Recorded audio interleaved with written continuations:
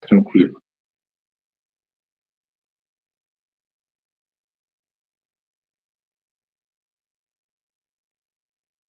Boa noite, pessoal. Aqui é o Israel Luz e a gente está começando mais um Brasil em Foco, o programa do ILAESE, que é todas as segundas-feiras, a partir das 19 horas, no nosso canal do YouTube. Como sempre, a gente traz um tema de interesse da classe trabalhadora e nessa noite não é diferente. O programa está sendo gravado e você pode mandar as perguntas aí no nosso canal, que a gente vai tentando responder ao longo dessa semana. Bem? Na noite de hoje, sou eu mesmo que vou apresentar o material do ILAESE, que serve de base para essa edição. E o nosso tema é de grande interesse para os servidores públicos, mas também para a classe trabalhadora como um todo, porque a gente vai tratar da reforma administrativa, uma parte da reforma do Estado, né? E esse assunto, como a gente vai ver, está longe de se restringir a direitos trabalhistas de quem passou num concurso público e trabalha ou no município, ou no estado, ou a nível federal. Esse tema interessa a todo e qualquer trabalhador, porque ele tem repercussão na prestação do serviço público. Então, não só no direito trabalhista de quem trabalha no serviço público. E a gente parte a nossa análise de um questionamento, do questionamento de dois dos termos que são mais utilizados quando se fala na imprensa, quando se fala no Congresso, quando se fala no Executivo, da reforma administrativa, que é modernização e eficiência. Ninguém nunca fez uma reforma administrativa no Brasil para dizendo que queria piorar o serviço público. Há sempre um discurso de que o Estado é pesado, de que o Estado é ineficiente, de que o Estado é atrasado e que ele deveria, para superar essas supostas características, tomar formas de gestão próprias da iniciativa privada, próprias das empresas capitalistas privadas, o que, segundo essa tese, faria com que o Estado se tornasse, então, um bom prestador de serviço para a população e um bom empregador para quem trabalha nele. Será que isso é assim? Vamos ver, vamos conversar aqui um pouco sobre o debate atual da reforma e a gente vai ver se isso é real ou se não, se faz sentido ou não. Agora, para a gente falar das informações concretas relacionadas à reforma administrativa, é muito importante que a gente parta de um ponto que raramente é considerado nessa discussão, quando não é abertamente negado, que é o fato de que o Estado ele não é um conjunto de instituições, né, do parlamento, da presidência, dos governos, das empresas estatais, um conjunto de instituições que é neutro, ou seja, que existe para o bem comum, simplesmente. A gente não pode partir desse pressuposto, que é o mais comum nas análises que tem por aí. Ou seja, de um Estado como um mediador entre conflitos de grupo ou de classes. Um Estado que está ali no meio, né? Tentando fazer o meio de campo entre trabalhadores, patrões. Não.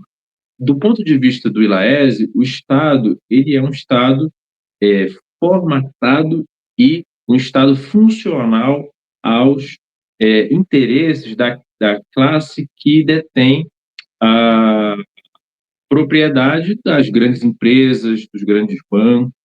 Por isso que a gente diz que esse Estado é capitalista, ou seja, ele não é neutro em termos de interesses mais gerais.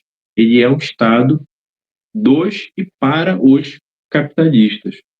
Portanto, quando a gente fala de reforma do Estado, reforma administrativa, a gente não está falando das mudanças de qualquer conjunto de instituições, mas a gente está falando da reforma desse Estado. É por essa razão que muitas das propostas concretas elas giram em torno da criação de melhores condições para os donos do poder, para os donos do Estado. Então, no nosso país, nesse momento que a gente vive, reformar o Estado ou fazer uma reforma administrativa, ela é uma política que tem como interesse mais amplo adaptar a, o Estado, as instituições do nosso país, governamentais do nosso país, a um ajuste fiscal permanente, fruto dessa política econômica que se arrasta há algumas décadas já. É por isso que, quando se fala de reforma do Estado, além dos termos que nós falamos de modernização e eficiência, você tem vinculado a essas coisas o quê? Corte de gasto, você tem diminuição do investimento público, você tem privatização, terceirização e um conjunto de medidas econômicas que visam diminuir o Estado, como se diz, né? Ou seja, visam cortar investimentos públicos. Vale dizer que isso tem significado ao longo dos anos, isso já vem sendo feito. Há várias pesquisas nossas do ILAESE que tratam de como, ao longo dos últimos 25, 30 anos, essa política vem sendo aplicada e efetivamente vem caindo o número de funcionários públicos no Estado, para pegar só esse exemplo. E isso não aumentou a eficiência do Estado, verdade seja dita, né? Na realidade, o resultado concreto para os trabalhadores do serviço público e para quem utiliza os serviços públicos é uma maior precarização, é uma penalização da população em geral e dos servidores em particular. Então, quando a gente trata de reforma administrativa ou do Estado, a gente está tratando de um projeto de classe, de um projeto que se propõe a adaptar o Estado segundo os interesses de uma minoria detentora do poder e do poder econômico e, portanto, também do poder político. É por isso que o objetivo das reformas do Estado é o de adequar a estrutura estatal a um Brasil que vem mudando. Então, esse é outro elemento que a gente sempre vê nas discussões sobre a reforma administrativa por aí. Olha, o mundo mudou, as mudanças são aceleradas e é preciso também mudar o Estado nesse sentido. O que significa isso no concreto? Significa que é preciso adaptar o Estado a um Brasil que vem mudando de fato. Mas qual é o sentido geral dessa mudança? Como nós do ILAESE temos falado por diversas vezes em diversos trabalhos, o sentido geral dessa mudança é um rebaixamento do nosso país na divisão internacional do trabalho, a condição de um país exportador de produtos primários, agrícolas, minerais, onde a rotatividade da mão de obra deve ser cada vez maior e onde a proteção social, que já não era nem sequer parecida com a proteção social de países imperialistas, tem que ser mais precarizada ainda do que ela já é. Então, quando se fala de reforma do Estado, se trata de adaptar uma estrutura que já era deficiente em termos de atendimento dos interesses da população em geral a uma situação econômica estrutural que é mais precarizada ainda do que já era historicamente no nosso país. E a gente tem, dentro desse debate, alguns momentos em que essa coisa se dá, né? Não só no Brasil, mas a nível mundial também. Quando se fala de reforma administrativa, a maioria dos pesquisadores trata, basicamente, de três grandes períodos de reforma administrativa ou reforma do Estado.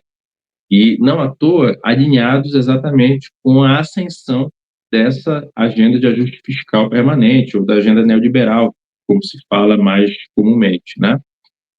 A primeira geração de reforma administrativa é exatamente a que nasce na primeira década aí em que o neoliberalismo passa a orientar a agenda política e econômica dos estados capitalistas, né? Eu estou falando dos anos 80, quando há o governo da Margaret Thatcher, do Ronald Reagan, que começam nos Estados Unidos, no Reino Unido e há também em alguns outros países, começam a implementar essa forma de gestão da economia com efeitos diretos no corte de investimentos públicos, né? E na modificação dos serviços públicos.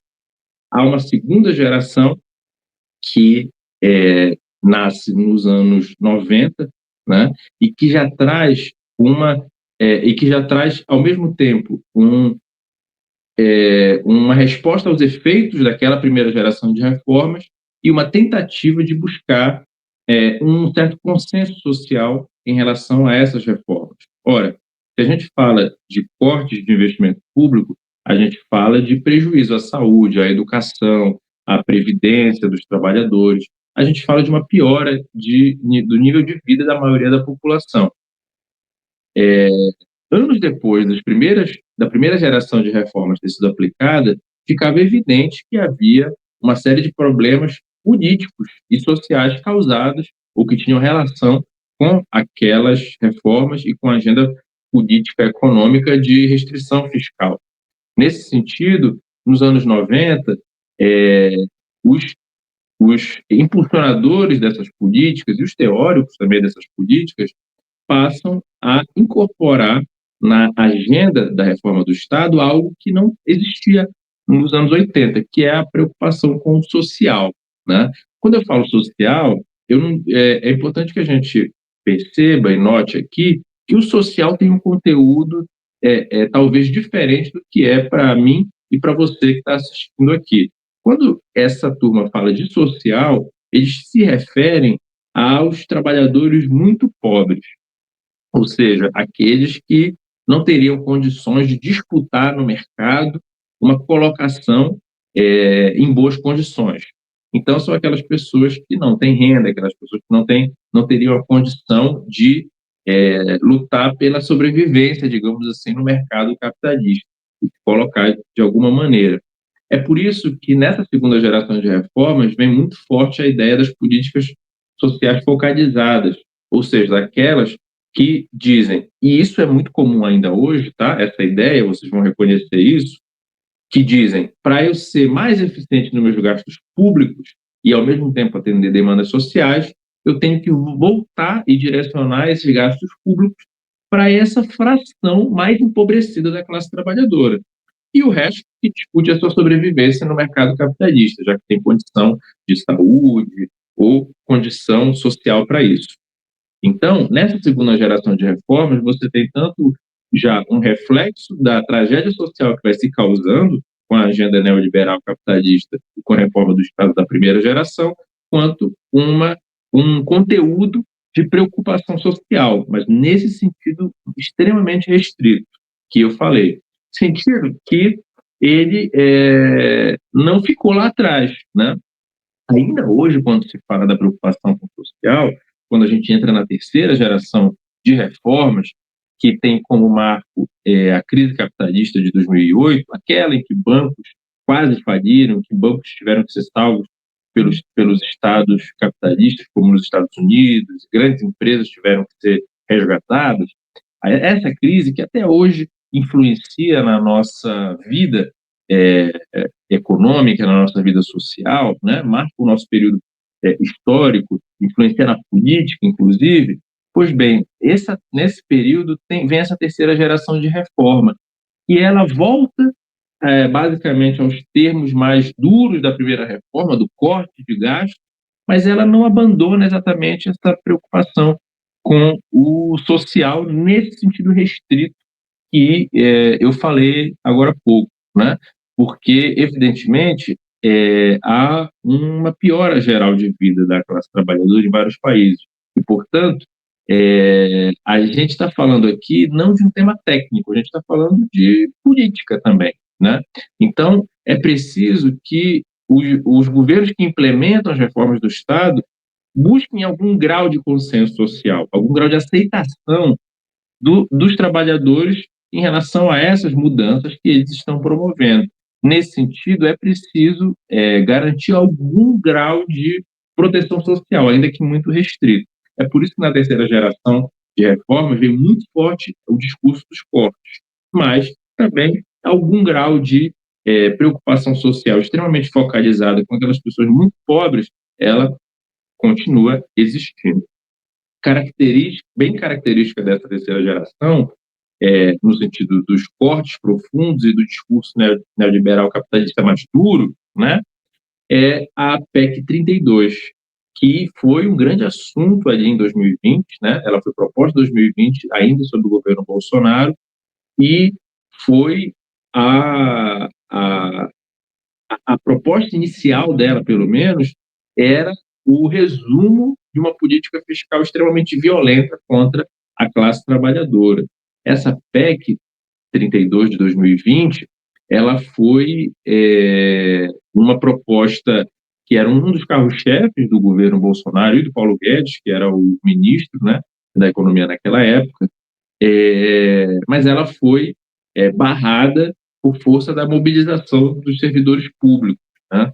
Ela foi, o caráter dela de corte de serviços de atendimento de serviços públicos e de piora dos serviços públicos conseguiu ser traduzido e ela acabou ficando engavetada. Ela ainda existe, ela ainda não está completamente anulada, ela está lá pelas gavetas do Congresso Nacional. Mas é, o grau o grau de desgaste que a proposta teve fez com que ela perdesse condições políticas de ser encaminhada, tal como queria o governo Bolsonaro lá em 2020, né? O que falava essa PEC a 32 de 2020? Ela trazia exatamente para a gente, então, ir entendendo melhor o que é esse conteúdo duro de corte, do qual estamos falando. Ela trazia, e aí cito o texto, trazia a ideia de viabilizar a dinâmica de relacionamento com órgãos e entidades públicas e com a iniciativa privada de forma a contribuir com mais efetividade para o atendimento da demanda por serviços públicos. Aqui está textualmente a ideia das privatizações, das terceirizações, da entrega dos serviços de saúde, de educação, daqueles serviços que não são considerados tipicamente de Estado, ou seja, que tem o serviço privado, o setor privado também prestando os serviços, como serviços que deveriam ser cada vez mais entregues ao setor privado. Então, você tem escolas privadas, você tem saúde privada, e, portanto, dentro dessa lógica, para que o Estado deveria prover isso? Dentro dessa lógica, que se entregue ao mercado, que o mercado faça a prestação desse serviço à população, né? Então, a PEC tinha como uma das suas ideias centrais esse tipo de coisa, concretizando, então, o que a gente está falando aqui de uma reforma do Estado que é expressão de um ajuste fiscal permanente, né? De um corte de gastos permanente. A PEC também trazia, nesse sentido, a ideia dos tais instrumentos de cooperação, que seriam diversos modelos de privatização, não só da venda direta, né, mas que permitiriam fazer esse aprofundamento da entrega dos serviços estatais para o setor privado. E isso se relacionava com um conceito que na edição original da PEC estava muito meio que era uma ideia que organizava o resto, né? Que era a inclusão dentro do texto legal da ideia de que o Estado ele é subsidiário, ou seja, o Estado é um suporte somente. Essa é a ideia neoliberal mais dura, né? O Estado ele regula as relações, mas ele não deve intervir nas relações sociais e econômicas, porque supostamente atrapalharia o bom andamento dessas relações. Isso se concretizava na proposta da PEC 32, dentro da inclusão desse princípio da subsidiariedade, ou seja, o Estado ele deveria ser um mero suporte, portanto, entregar tudo o que não fosse típico de Estado para a iniciativa privada. Essa PEC, ela trazia a ideia de modernizar o Estado, né, no sentido de que, não de responsabilizar o Estado pela demanda dos serviços públicos, mas de avançar num conceito que já vem das reformas administrativas da época do governo Fernando Henrique, nos anos 90, a reforma do Bresser Pereira, que é a de dissociar o público do estatal, certo? Ou seja, nem tudo que é público é estatal. Você prestaria serviços para a população sem ser dirigidos pelo Estado diretamente. É a ideia de um posto de saúde gerido por uma empresa privada, por exemplo, algo que é muito comum hoje em todos os lugares. É a ideia de privatização de escolas públicas, que hoje voltam em alguns estados, né, de venda direta de escolas públicas para continuam sendo públicas, o Estado continua tendo o ônus, digamos assim, com a prestação desse serviço, mas os bônus ficam para aquela empresa privada que gere aquela escola ou aquele posto de saúde, né? Dentro dessa ideia, permitiria a um só tempo a manutenção dessa disciplina fiscal e da lucratividade do capital, porque permitiria que o Estado investisse menos, ao mesmo tempo que quem gere esse posto de saúde, essa escola, esse serviço prestado, ganhasse com isso, lucrasse com isso. Então, modernizar significaria mais entrega do serviço público. E o aumento da eficiência significaria manter os gastos sociais em limites muito, muito restritos, né? A referência é sempre o pagamento da dívida pública nesses casos. E, do ponto de vista das relações de trabalho no serviço público, ou da lógica gerencial da gestão de trabalho, né? Ou da lógica do batimento das metas, da produtividade no sentido do que eles chamam de entrega, né? Da qualidade da entrega ou da quantidade de entrega. E isso, muitas vezes, significando para as relações de trabalho no serviço público um aumento do assédio, um aumento das cobranças indevidas, um aumento da própria jornada de trabalho, supostamente para você entregar mais e melhor, coisa que não necessariamente é assim. Então, modernização e eficiência significavam esse conteúdo dentro da PEC 32, de maneira muito coerente com o que era o conteúdo em outras tantas reformas do Estado no nosso país, né? Só que a PEC 32, por ela ser muito explícita também no que ela propunha, ela sofreu um processo de desgaste tal que fez com que até hoje ela esteja engavetada lá, né? Então, hoje, setores diversos, inclusive que na época apoiavam a PEC 32, lá em 2020, passam a dizer, olha, a gente não está tratando mais da PEC aqui, né? A PEC ainda está lá numa gaveta no Congresso, mas ela não é mais o assunto aqui. A gente quer fazer uma reforma administrativa, sim, a gente quer, sim, seguir reformando o Estado, mas a gente quer fazer para aumentar a qualidade do serviço público, valorizando os servidores, ou seja, há toda uma preocupação em trazer um discurso político que embase a criação de um certo consenso em relação às propostas de reforma. Como eu disse, a questão da reforma do Estado é sempre uma questão política. Então, não é possível simplesmente apresentar um projeto e aprovar o projeto. É preciso que haja condições para que esse projeto seja aceito por setores da sociedade majoritários que permitam que a coisa ande, né? A PEC 32 perdeu essas condições lá atrás, mas atenção, e aqui a gente começa a entrar no momento atual.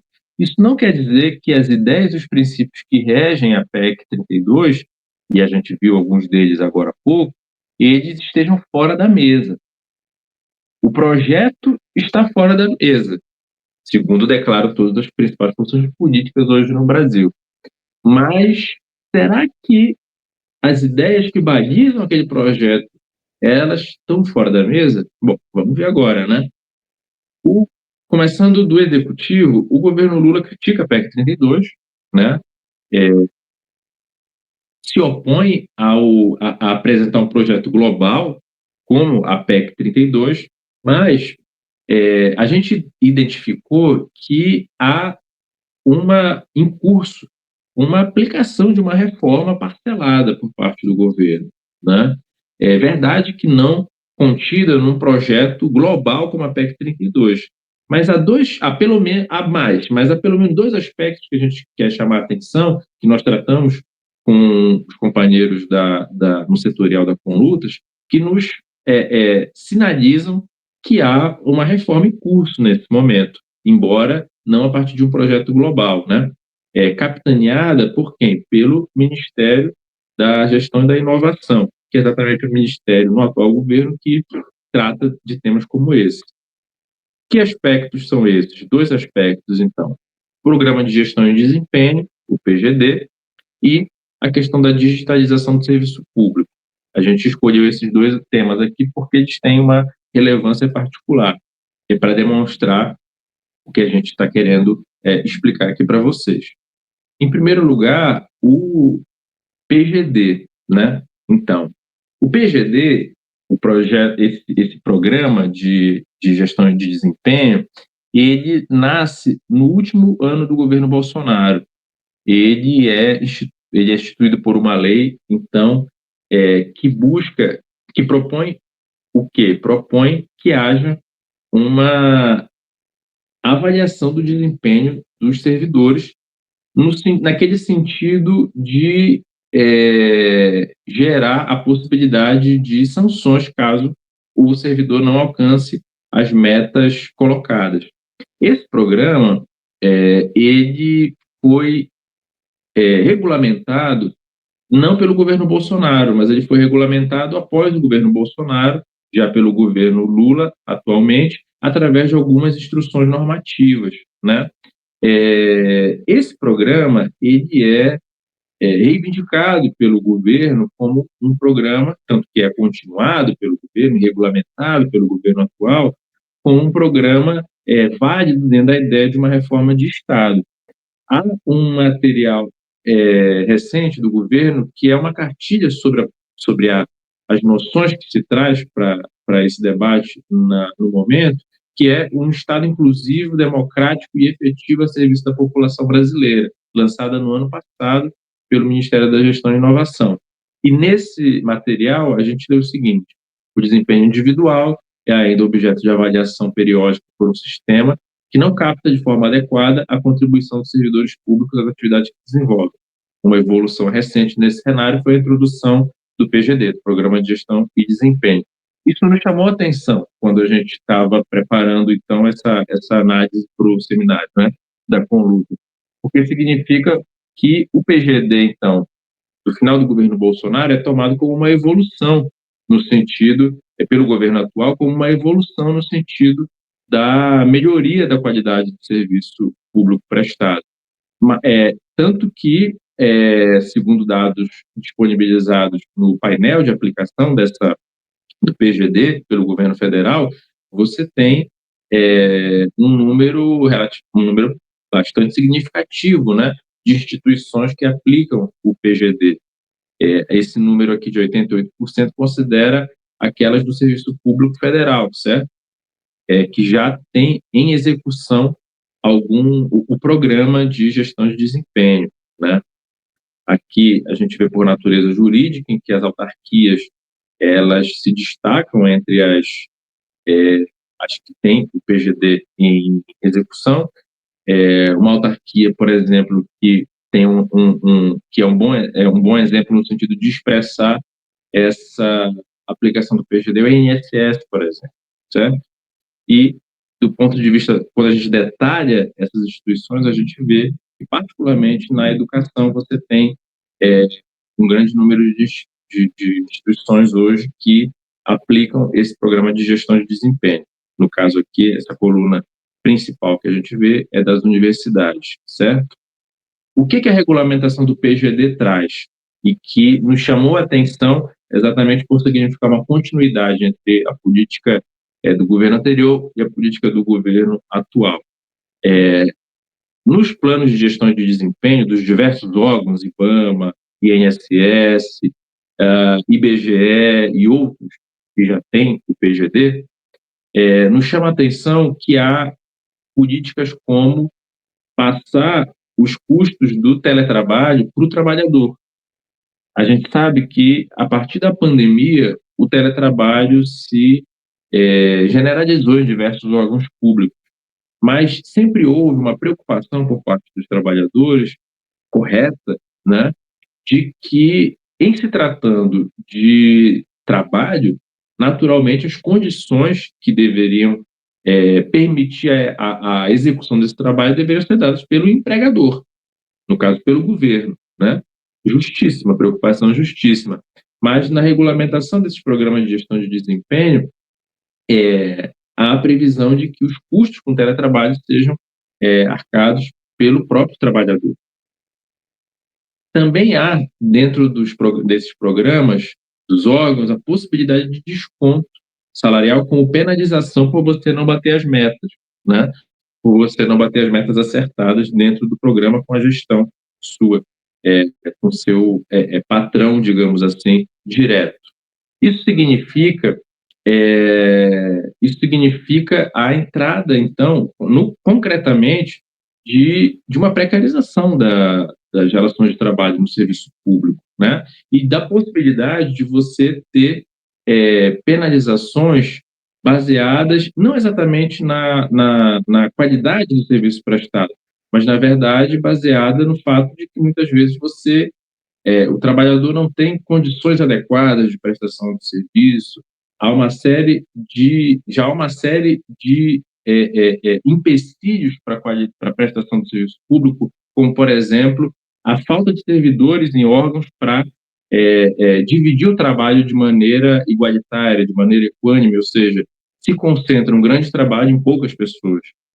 Então, há uma série de questões que nada tem a ver com o simples rendimento do trabalho, com o simples esforço do trabalhador, que acabam entrando na conta do resultado desse trabalho. E, a seguir a lógica neoliberal, você pode ter prejuízo ao trabalhador por acabar tendo que fazer um sobreesforço para prestar o serviço numa condição que, na verdade, é completamente inadequada, né? Inclusive com ele arcando com os custos disso no caso do teletrabalho. Então, para nós, isso nos chama a atenção, há uma continuidade de política de gestão do Estado nesse sentido, apesar de, naturalmente, o discurso ser bastante diferente, né? Há outras questões também que nos chamam a atenção. No edital do chamado Enem dos concursos, do primeiro Enem dos concursos, havia lá o seguinte texto: o banco de candidatos aprovados em lista de espera poderá ser utilizado para contratação temporária, e destaque nosso, né, pelos órgãos e entidades aderentes a esta edição nacional do concurso público nacional unificado. Significa que, a partir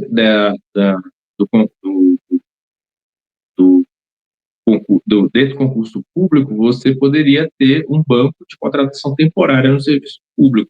Ou seja, todo o debate sobre a necessidade de você ter servidores públicos com iguais direitos, com iguais condições, ele também fica prejudicado por mecanismos como esse, porque na contratação temporária você teria trabalhadores e trabalhadoras realizando o mesmo serviço de um servidor que foi aprovado no concurso público e que foi chamado após esse momento, só que em condições mais precárias. Ou seja, você teria trabalhando e fazendo o mesmo serviço, o mesmo trabalho, trabalhadores com direitos trabalhistas completamente diferentes, sem estabilidade, por exemplo, e com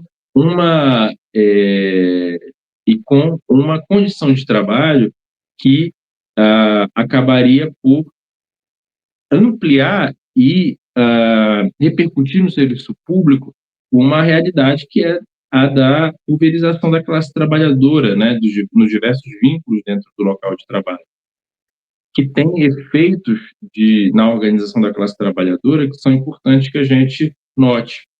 Ou seja, num local onde há trabalhadores com diversos vínculos, muitas vezes há uma dificuldade grande de você mobilizar esse conjunto de trabalhadores pelas mesmas bandeiras, exatamente porque você tem uma diversidade de realidades trabalhistas e, inclusive, quando se trata de trabalhadores contratados temporariamente, você tem naturalmente o medo de ser mandado embora caso se envolva com algo que não agrade as gestões, né? Uma outra dimensão disso ainda é a questão da digitalização dos serviços públicos. Essa é uma política permanente de Estado, né? e, evidentemente, aqui não se trata de ser contra a digitalização do serviço público, em tudo que a tecnologia puder auxiliar a prestação de serviço à população, ela deve sim ser utilizada, mas, evidentemente, que a gente não pode desconhecer a realidade em que isso acontece. E uma das contradições graves, dita inclusive por órgãos do governo, certo? Não é o INAES que está dizendo isso aqui, é a de que há uma grave realidade de exclusão digital no Brasil. E, portanto, você, ao digitalizar os serviços públicos, ao contrário de democratizá-los, você pode restringir o acesso a ele. Pensemos, por exemplo, nas pessoas idosas, que são cada vez mais numerosas no nosso país, né?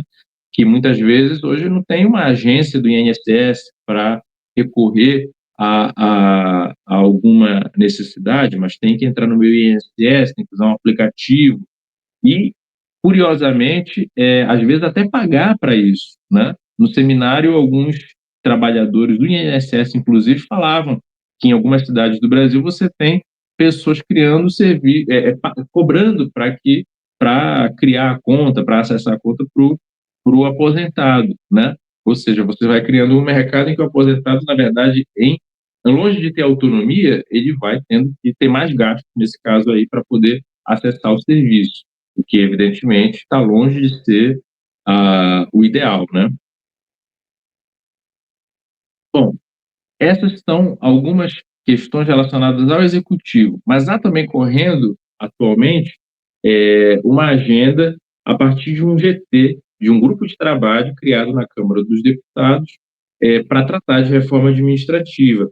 Há um diálogo permanente entre o executivo e esse GT aqui da Câmara dos Deputados, né, que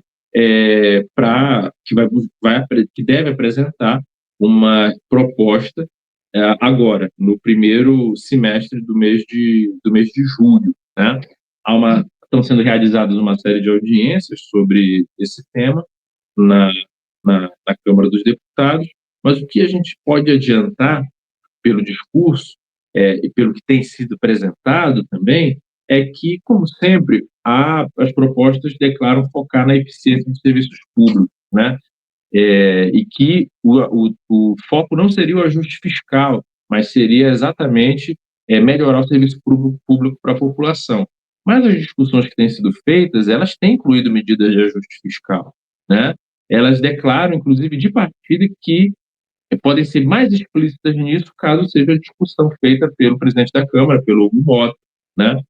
Então, percebam que do GT da Câmara, apesar de haver na retórica, um afastamento da PEC 32, vai haver certamente muitos elementos que vão trazer novamente os mesmos princípios de corte de gastos e de precarização do serviço público.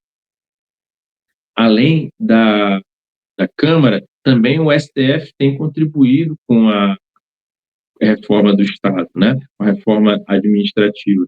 Tanto que, em novembro de 2024, do ano passado, o STF validou um ataque ao regime jurídico único, né, dos servidores públicos, permitindo que os novos servidores que entrarem poderiam ser contratados sem direitos como estabilidade e o plano de carreira. Vejam, todos esses ataques, eles repercutem em prejuízos à população e à organização dos trabalhadores, porque eles vão criando uma condição de servidores que não são servidores, digamos assim, né? E isso, evidentemente, tem efeito para dentro e para fora do serviço público.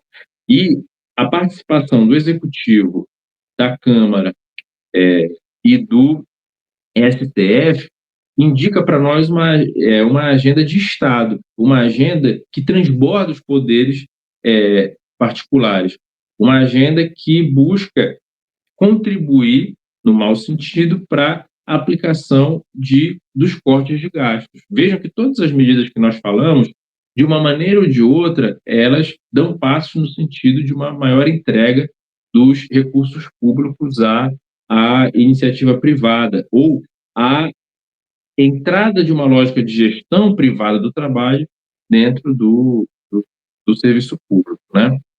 É preciso que os movimentos de trabalhadores debatam essas questões, mas também que se pense que tipo de Estado eficiente pode realmente existir para a classe trabalhadora, né?